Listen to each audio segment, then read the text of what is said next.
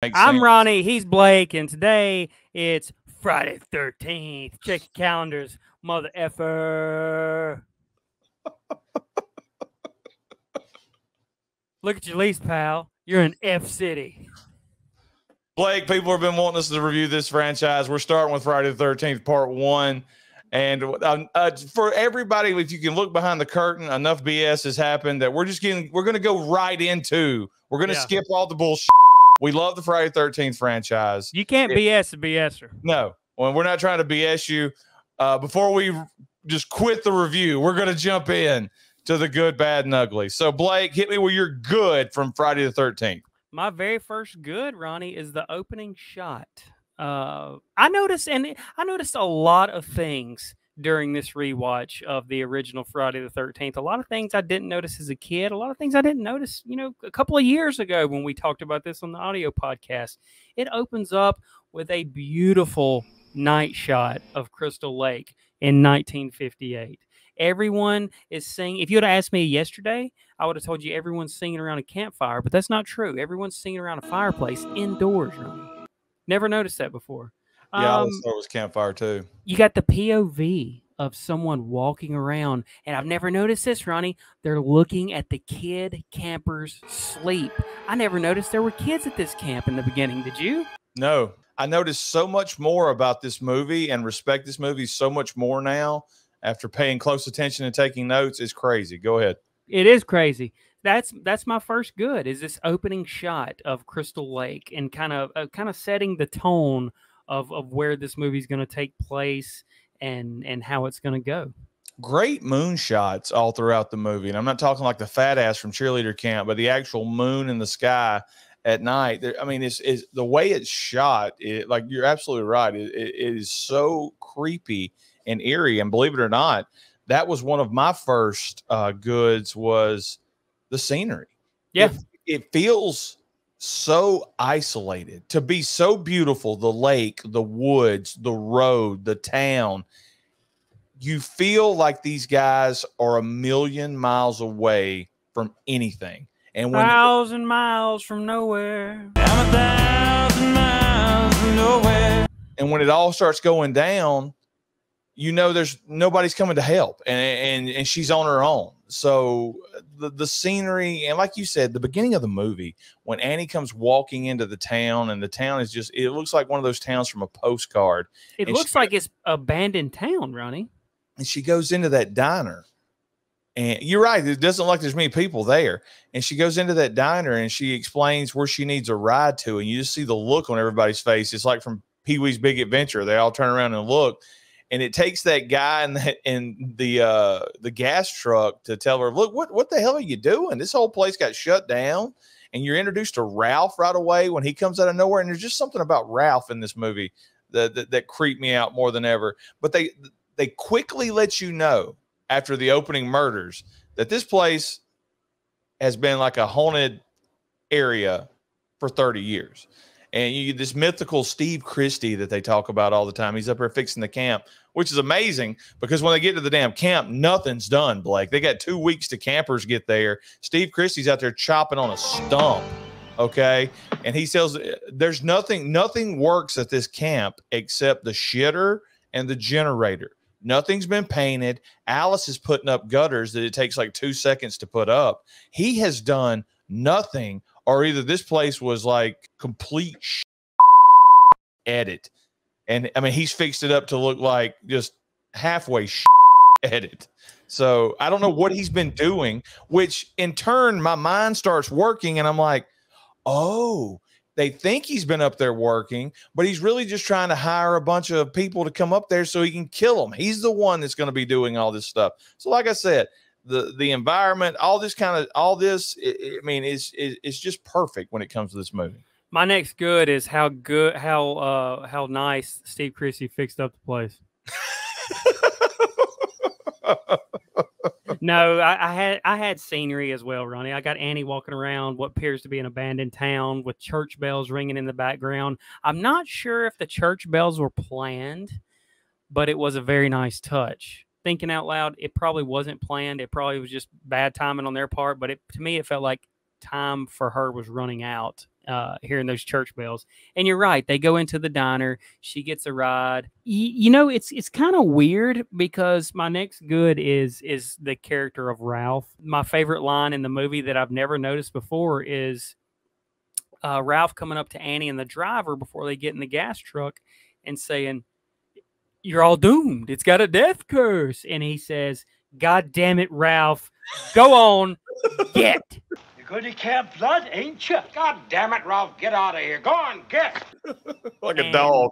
Yeah. And like, get. Yeah, that's the best part. But Ralph gets on his bicycle and he gives this creepy turnaround look with this hat. And look, he's dressed to the nine, Ronnie. I mean, you know, down here in the South, he's wearing church clothes. He's got the vest on, everything's tucked in. He's got the nice hat, the slacks. Yeah, but he hops on that bicycle and the bicycle's kind of wobbling back and forth. And he gives this creepy look back and then he's gone.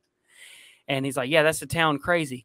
Well, then the driver gets in the truck and immediately is, "Just quit. You're gonna die. Just quit." And it's like the same thing Ralph said. You're the same as Ralph, you know. One thing, and I'll get to it. Well, I mean, I'll go ahead and talk about it now. But yeah, Ralph is super creepy, and I challenge anybody and everybody that's watched this has seen Friday the 13th a billion times. I challenge you just to look at Ralph's face, look at his facial expressions, look just the mood of this human being.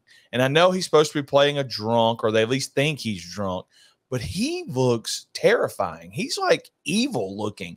And he's got a couple of scenes where, like you said, the very beginning of it, he just pops out and scares her. And when he rides away, it's so creepy. And you're like, that dude may be a killer. And then boom, all of a sudden he's at the camp jumping out from the pantry on him. Yes, one of the best jump scares in the movie that I didn't even remember. Like it's so good. And then like, what do? They're like, "Hey man, get out of here." You know, yes. they're creeped out. And I got a question for you, Ronnie. He says he was sent by God to spread the message. Is he crazy or is he right? I think that's open for interpretation. I don't think God is sending him down to the package store to get up and then spread the message. I think God bless Texas. God bless Texas. One thing that fascinated me about the Ralph character is when the goofy cop shows up and he's looking for Ralph. Yeah. And he's like, his wife says he's gone missing. So Ralph is married and he's going around town like that. So he's sort of like Ernest T from Andy Griffith's show. He's just around just stirring up shit. But back to your original question, that's one of those things this movie puts out there, that is there something supernatural to Ralph? Is he a early warning sign for these kids? Please get out of here, save yourself. Or is he a red herring? Or is he the killer? Or is he just a random drunk that knows the horrible things that went on there? And he's just trying to keep people away from there, from keeping anything else happening. I mean, the mystery around that character is crazy. And like I said, on this recent, on the rewatch that I did yesterday, I mean, I'm loving the Ralph character. Did you notice in this movie that Alice and Kevin Bacon have the same haircut? That's my next note, Ronnie. That's actually my first note under bad, is Alice and Kevin Bacon went to the same barbershop before they came to the set. I didn't mean to ruin it. We'll just come back and redo it. No, it's fine. It's fine. It's perfect. I love it like that. I love that we both wrote that down. My next one, the suspense. Somebody's watching, and that is like super creepy. Yeah. And the first time watch, you know, they do the whole red herring thing. And I did a little research here, and I went and listened to Frank and Darren talk about it. And obviously we've got a completely different opinion than Frank and Darren, but Darren's big complaint was no titties, no bush. It's like, Jesus, Darren, calm down, dude. It's not what it's all about. Darren's biggest complaint about this movie, and a lot of people's biggest complaint about this movie are, you know, it's a whodunit, but none of the people are the ones that are the done it person. And then somebody shows up at the end that we don't know who it is, and hey, I'm the bad guy. I actually think that's kind of brilliant in a way, because it sort of throws the trope on the top of its head and goes, for the entirety of the movie, they make it out like either Steve Christy or if you got common sense, you know Steve Christy hasn't been around there. But mainly Bill is possibly the guy killing all these people, because Bill has a lot of stuff going on in this movie, and I'll talk about that when we get something else. And then all of a sudden, boom, here's Voorhees at the end, this random old woman that is insane. She's got split personalities. You find out her son is the one that died. You find out she's the one beating guts at the very beginning of it. And hey, you know, flashback to 1950s. How about that one chick just giving that dude the wink, let's go, when she's sitting there playing that guitar? I got to have it. That thing was hot, brother. Popping. So sopping. So back to what I was talking about, just the suspense of everybody gets there and you see somebody watching from the bushes as they're out there in the lake swimming. And then Ned later on sees something moving up at a cabin. And if you pause it just right, that is so creepy to try to figure that out. Later on, when Brenda is in the washing area, you see hands around the shower curtain. That is so creepy. Not knowing who's in that Jeep that kills Annie. Are we supposed to believe that she was answering Annie back and we just don't get to hear what was said before, you know, the freak out scene? Or, I mean, because that would be crazy to be riding with somebody the whole time and them not answering. I think they were actually having a conversation and we were not privy to that conversation because obviously it would ruin it. Yeah, I like that. But like going back to the scene you talked about, Ronnie, with Ned seeing someone go in that cabin, and then when they're all down there at the pier earlier, the girl looks across the lake and thought she saw something moving. I love scenes like that. And every time I pause it and I look, is there a person standing there? And of course there's not.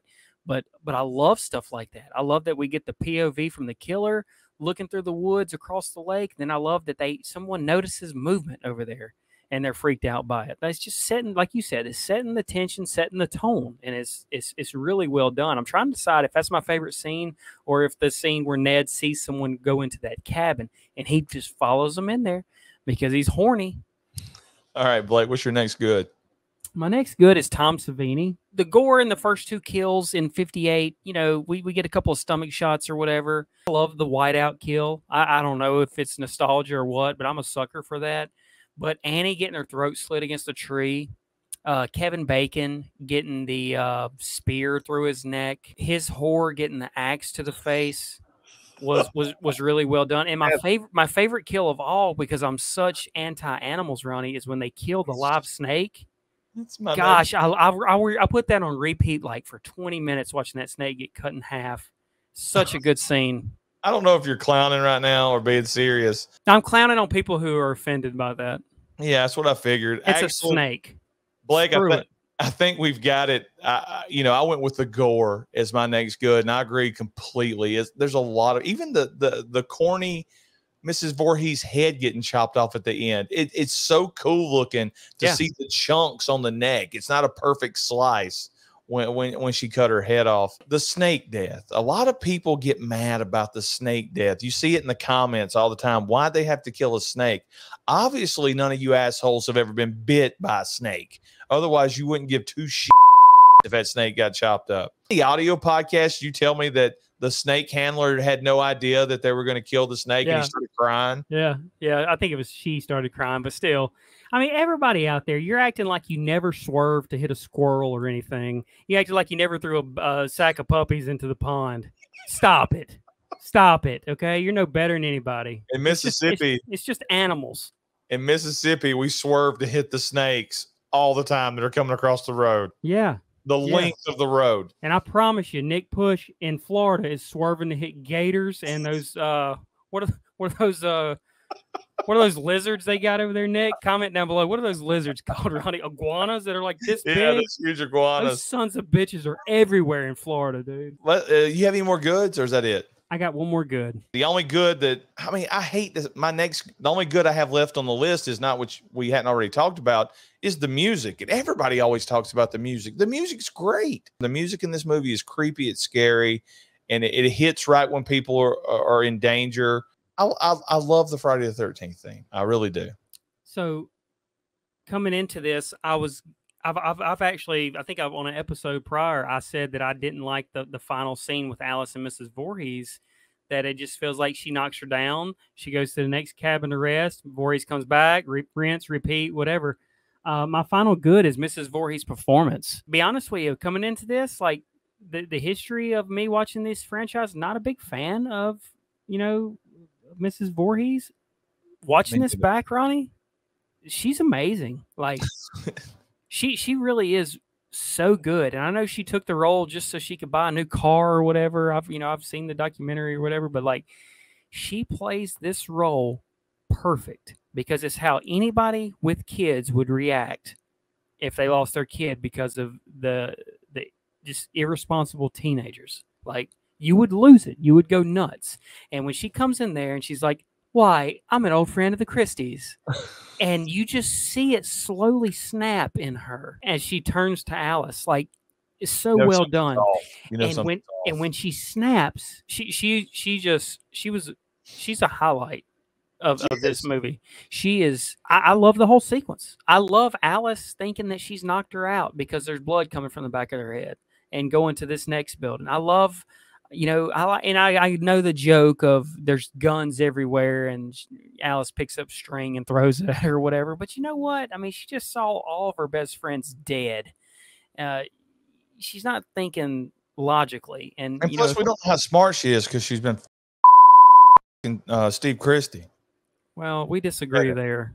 That makes her very smart. You stay 1 week. Let me screw you for one more week, and I'll put you on a bus, myself. I'll put you on all the way bus. back to California. I'll put you on a 19-day bus. But yeah, and then like Alice finally tries to take the fight to her on the sandbar, and that's when she cuts her head off. And like Miss Voorhees knows she's coming toward me. That's when we get there, and they slice the head off. That could also be a bad because Mrs. Voorhees goes through all these people and without any type of like resistance. Well, I have an argument for that. No one expects when they see this old lady, Ronnie, that she's going to try to kill them. I mean, it's a 50-something-year-old woman. You don't expect. It's not what you're expecting. You're not expecting her to pull out a knife and put it in your gut. Yeah, but with the ease that Alice is able to knock her down, knock her around, keep her at bay. You got to figure that Ned or Bill or even I'm not even going to add Steve Christy into that, but just somebody could have fought back. But I guess that's why Alice is the final girl, because she does get she gets the advantage over her. It just seemed, man, maybe Mrs. Voorhees is wore out from killing people all day, that she's fatigued by the time she gets to Alice, and Alice takes advantage. I don't know. There's just a bunch of things in the movie that leave me shaking my head. Like, how did she get Bill up on that wall or that door where he's at? How was she able to throw Brenda through that window? Everybody always asks the question, how did she kill Kevin Bacon? How did she get the arrow turned up underneath that bed? How did she get it all the way through the mattress? Tying Steve Christy upside down from a tree. So yeah, I mean, sure. I mean, we could it's a horror movie. You don't. We could be picky about that.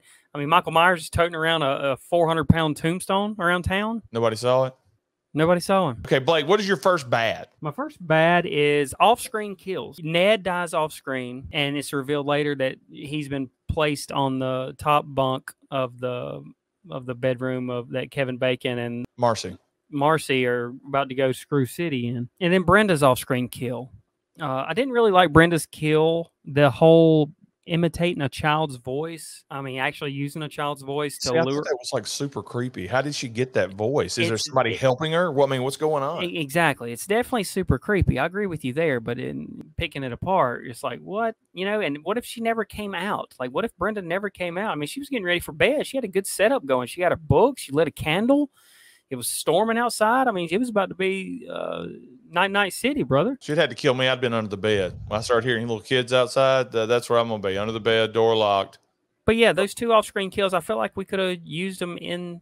I mean, why couldn't we see them? It was a cool reveal to see Ned on the top bunk. Didn't expect to see that. Brenda getting thrown through the window was nice, but I would still like to see how it happened. Or for Ned, you have to think maybe They were setting him up as a red herring. Where's Ned? We don't know where he's at. Is he doing all this because he's mad? I mean, which leads me right into my first bad, and I don't have many bads. The lack of character development in this movie is crazy after my last rewatch. These characters are so interesting, and I want to know more about them. For example, what the hell's up with Alice?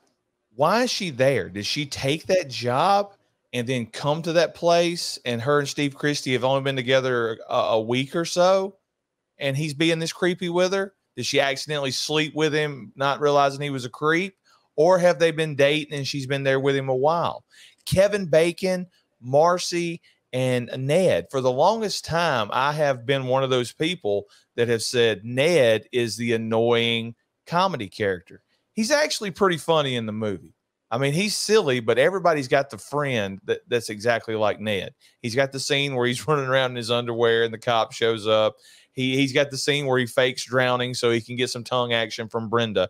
But what we don't realize about Ned, or maybe what I didn't realize about Ned, is Ned's in love with Marcy, and Marcy and Jack are in love. So there's a level, I guess, there's layers to the Ned character that people don't give him credit for. All they say is he's the first in a long line of comedy, goofy, geek characters. And that's the case. That's absolutely the case. But I think his character has so many layers that we don't even discuss. When he sees Kevin Bacon and Marcy over there making out, I mean, he's hurt. He's devastated. And you see that look on his face, but we only see it for a couple of seconds because, boom, he sees somebody moving in the cabin and he walks over there. He's not that annoying. And he was a really good character. I can't believe I'm saying that. But Ned was a really good character. Brenda, I mean, we got about as much of Brenda as we needed, okay? Steve Christy, he was another character that they show up and immediately he's barking orders. Hey, get over here. Go do this. Go do that. I got to go to town. And he stays gone the whole time, which means, you know, this guy's doing all the killing. And then he comes back and he gets killed, okay? We never find out, why is he so hell-bent on opening this camp? Is it because it's a family camp and he wants to restore it? I mean, what is his deal? Why is he so focused on that? Well, like I said, Kevin Bacon and Brenda, they're sort of in the same boat. You know, they are what they are. They're just there. You've got Marcy. Marcy sits there and tells Kevin Bacon that she's been having dreams that it's raining blood. It turns to blood. And blood washes away in little rivers. I mean, that is super interesting, Blake. I mean, why is she having dreams that it's raining blood? Is she getting premonitions that she was going to die? I want to know more about that. And then finally, you got Bill, you know, Bing Crosby's son. I think it's Bing Crosby's son. And all through the movie, he gives you the looks. He gives you the mannerisms of somebody that might not be totally all there. Like he's got anger issues. He runs in and instead of shooing the snake out, he chops it up. He's constantly got that machete. People are getting killed. He's in charge of the generator. He keeps saying, I'll go out. I'll come back. A lot of these characters, they needed more. And I understand it's a horror movie. We're not going to have a 4-hour horror movie, but the little specks of personality that we got from these characters left me wanting a whole lot more, especially with Marcy. And you were talking about Ralph, you know, being a messenger of God. Well, Marcy says, I've been dreaming a lot about being on a lake. Maybe she didn't say lake. And it just starts raining blood. So, I mean, that's crazy. And I think they missed the opportunity to expand a little bit on some of these characters. One thing I noticed during this rewatch, Ronnie, is watching it with fresh eyes, you don't know who the main character is. No. And that's why I enjoyed it so much. You don't realize Alice is the main character until she and Bill is the only one left. And I really like that. You're right. We could have got a little more on each character, but I'm going to disagree and say we got just enough. I actually felt sorry for Ned in this viewing. Maybe it was just because I'm like, hey, I don't want to do this review. But I mean, I felt sorry for Ned. And Blake, real quick, Kevin Bacon and Marcy go into that cabin to get after it, to screw. Yeah. How do they not see Ned on the top bunk? When they do pan up, there's like one little bag. Ned's on the top bunk. How'd they not see Ned up there? Maybe they did. And they didn't care. They thought he was asleep. They was going to screw under him. That's what you did back in 81, Ronnie. You screwed. What's your next bad? I don't have many, Ronnie, but I got Steve Christy. Steve Christy deserved a better ending. I'm not saying he should have lived. I'm saying with everything you just said that we heard Miss Voorhees say, I'm an old friend of the old Christies, the senior Christies. And then you hear people in town saying the Christies, their son is trying to open it back up. I don't feel like we got enough. Up there wasting all his money. Must have spent 25 grand. I don't feel like we got enough Steve Christy. Like you said, he leaves right away, and I get it. It makes him a red herring because he's driving a similar vehicle that picks up Annie. He goes into town. He doesn't go to the same diner that Annie was at. He goes to a different diner, but if that cop doesn't come by and pick up Steve Christy, he's still alive today, Ronnie. He lives. That's right. He comes up right after Alice takes care of business, TCB. Yeah. And I just felt like he deserved a better ending. You know, he walks back up. He's coming back to the entrance. Someone shines a flashlight in his eyes. He recognizes them, which, you know, watching it for the first time, you probably don't catch that. But this next time you're like, oh, he knows them because he says, oh, hi. Oh, hi. We haven't done that this entire review. Oh, hi. What are you doing out in this mess? Oh, hi. What are you doing out in this mess? He recognizes the person. And so you're immediately like, okay, so who could it be? Who could it be? Who could it be? Oh, yeah, it's the person that we don't know who hasn't been introduced in the movie. But, yeah, he walks up, he gets his gut split. I just feel like he could have deserved something better. Like, what if she, like, knocked him out and, like, drug him back and like, used him as an example in front of Alice or something? You know, I just felt like he deserved a better ending. Different ending. You've already said one of my bads, and I'm gonna say it really quickly. The fight with Mrs. Voorhees at the end.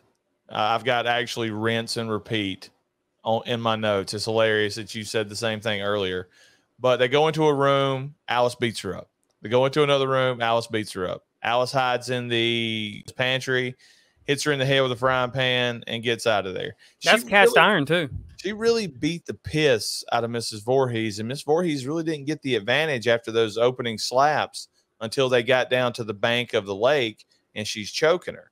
So Mrs. Voorhees, I'm going to go with fatigue is why Alice won. But my last bad, and I actually may regret putting this, Alice sucks. Alice sucks. There's no personality there. I mean, she seems like she may be special. There's just nothing there to root for, if that makes sense. I agree 100%. I don't see the big deal about Alice. I felt more connected with Annie in the intro than I did with Alice. I mean, Brenda seemed like a more sympathetic character. I didn't really care for her. Now, and you mentioned this earlier, but I do have it in my bad. The killer reveal. Mm. And everything I'm going to say has already been said before, but why not, Ronnie, why not throw Mrs. Voorhees in that diner in the beginning? Yes. No lines. Sitting in the background. Just, why couldn't she be the one that turns around and looks? And that's it. Why couldn't it have just been that?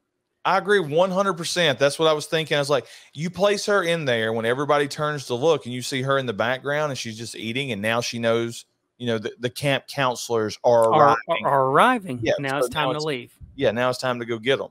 So, you know, a red herring that no one ever mentions that I picked up on with this rewatch? The gas driver. Oh, I didn't think about that, but yes, that would. He tries to warn him. He's like, now's the time to quit. Now's the time to quit. Are all the girls there going to be as pretty as you? After he grabbed a handful of ass getting her in. This is as far as I can take you, sweetheart. Unless I get a little rude here. But yeah, you know, no one ever talks about him, the Edston gas driver, that he could be the killer. But yeah, you put Mrs. Voorhees in that diner, don't give her any lines, just let her turn around, and that's it. Like a 2-second shot, boom. You know, it ain't got to be a close-up. It could be, she could just blend in with everybody else, but you know, it does throw you for a loop at the end. But they do a good job of letting her tell her story, though. That's where they fix it. That's where it's fixed. It's not like that college movie that you and I watched where the guy just shows up, he's killing people, you don't know who he is. I love you say, I love how you call the arrow. Final Exam just a college movie. Get out of here. It is. It's a college movie. It's a school shooting movie. It's a great Friday the 13th is a great movie. This is really good. And like this makes me want to mix up my rankings some more. Like and you listen to other people on YouTube. Hell, I even said it probably a couple of episodes ago. Like Friday the 13th, the original is probably halfway down the list. Not anymore. It's top 3 for sure. I don't know where it's going to be in my top 3, but it is top 3. I think after we get through reviewing all these movies, we have to do a re-ranking video where me and you decide what our new rankings are after that. It all takes place in a day, not even a full day. No. Like in an 8-hour period. They all get there and it all goes to shit. I mean, it's crazy. It is crazy and violent. And she is insane. She is absolutely insane with a little Rambo knife. Blake, let's get to our favorite part. The ugly. Who do you have for the ugly? The ugliest person in this movie, Ronnie, is Sandy, the big-tittied redhead at the diner. She sounds like a man. She looks like a man. Hey, Steve. Hi, Steve. You're going to take me out of town? You just take me out of town, Steve. Yeah, she's ass ugly. I sent you a picture of her today. Can you believe his hamburger and drink and fries cost $2.25? As a fat guy, I was so jealous because I would have ordered like 10 of them. As a cheap person, I was jealous because he gave her 3 $1 bills and said, keep the change. Steve Christy, big tipper. My ugly. I don't know if you noticed him or not. The guy that looked like Andre the Giant's son in the diner. If it zooms on him for about 2 seconds, he looks like he might have a little gigantism. Yeah. Something's definitely off. He's there washing the dishes. He's probably not smart enough to be able to work the grill without burning his face off. Hey, Dardo. Anyway, he's definitely the ugliest person in this movie, Blake. Yeah. So there it is, Blake. Friday the 13th, part 1. We finally given it the good, the bad, and the ugly. This is a great movie, guys. Go check it out. Rewatch it. Go into it with an open mind. Look for stuff you never noticed before and comment down below. Yeah, this is in the comments. Anything we said that you don't agree with, tell us your good, bad, and ugly from Friday the 13th. Sure. Yeah. What we get wrong? All right. I mean, what do you think we got wrong? Honestly, we didn't get anything wrong. What color are Kevin Bacon's pews? Comment down below. This movie's great. I cannot wait for the rewatching for part 2, and that will be coming along shortly. If you guys want to support us, we've got Patreon, we got YouTube memberships, or you can just come hang out and say hi in the comments. We appreciate it. What are y'all doing in this mess? What are you doing on this channel?